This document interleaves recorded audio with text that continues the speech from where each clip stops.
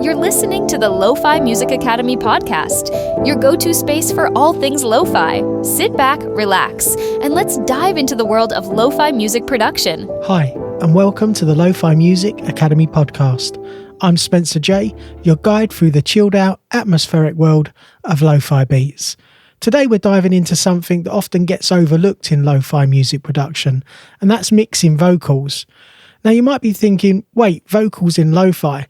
I thought this was mostly instrumental music. And you're right, a lot of lo-fi music is instrumental, but vocals are showing up more and more in subtle phrases, layered textures, or even whispered lead melodies. The key is mixing them in the right way, so they enhance the mood without overpowering the track. So today I'm going to walk you through exactly how you do that, whether you're using full vocal takes, chopped samples, or even your own voice. By the end of this episode, you'll know how to give your vocals that signature lo-fi vibe. So grab your favourite drink and let's dive in.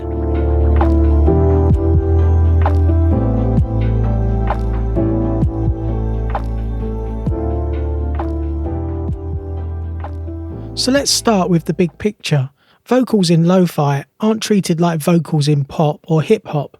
You're not trying to make them shiny, loud, or overtake the track. In lo-fi, vocals are part of the texture. They blend, they drift, they support the mood. Sometimes the vocals are just a whisper, or a chopped-up phrase, or sometimes they're even just background colour. Here's how lo-fi vocals are usually used. Firstly, as atmosphere, tucked right back with lots of reverb, just like an old memory. Next, we've got texture. Think vinyl samples or movie dialogue or old poetry. And then we could use it rhythmically, short phrases chopped up to match the beat. So when we mix vocals for our lo-fi, our goal isn't clarity, it's more character.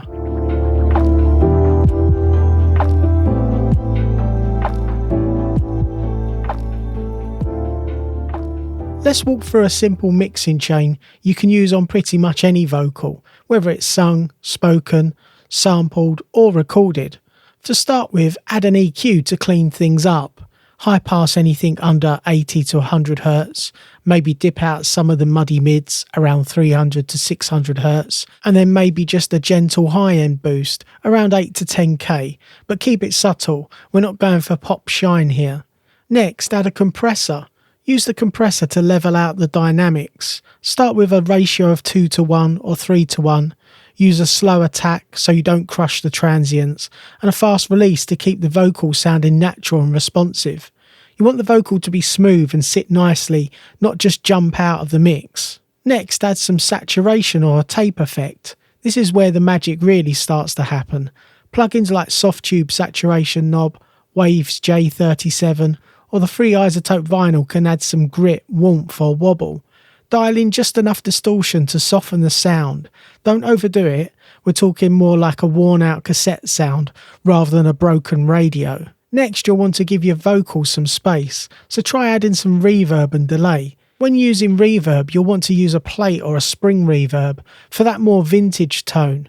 Keep the decay short for clarity, or long if you want a dreamy washed out sound. For delay, you'll want to add a tape-style delay or a slapback, something that adds movement to the sound. And a pro tip, send your reverb and delay to a bus so you can control how much you add in. Blend it until it feels part of the environment. For some final vocal touches, try automating the volume of the vocal during transitions, filter the vocal in and out for effect, or if you're using background vocals, pan them slightly left and right in the stereo field.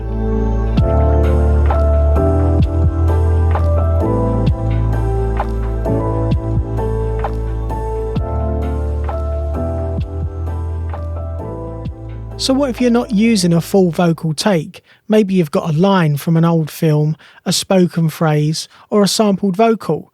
This is where chopping and pitching comes in. Here's how to do it. Firstly, slice the vocal into 1 to 2 beat chunks. And then next you'll want to pitch it down slightly. This makes it sound nostalgic. Next, add some saturation or a bit crushing effect for texture.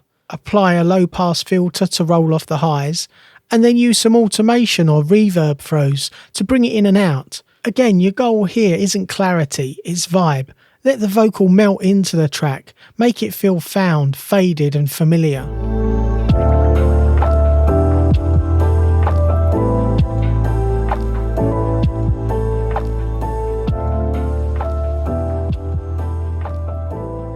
Let me quickly share some plugins that work great for lo-fi vocals. Firstly, EQ. Any stock EQ will do, but just keep it simple. And for a compressor, try the Wave CLA-2A. It's got a really warm character and is perfect for lo-fi vocals.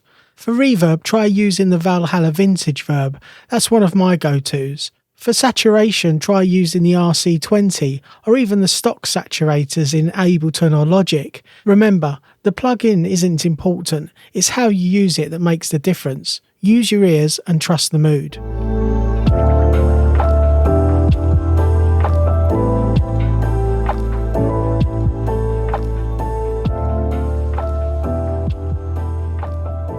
And here's a little creative challenge for you.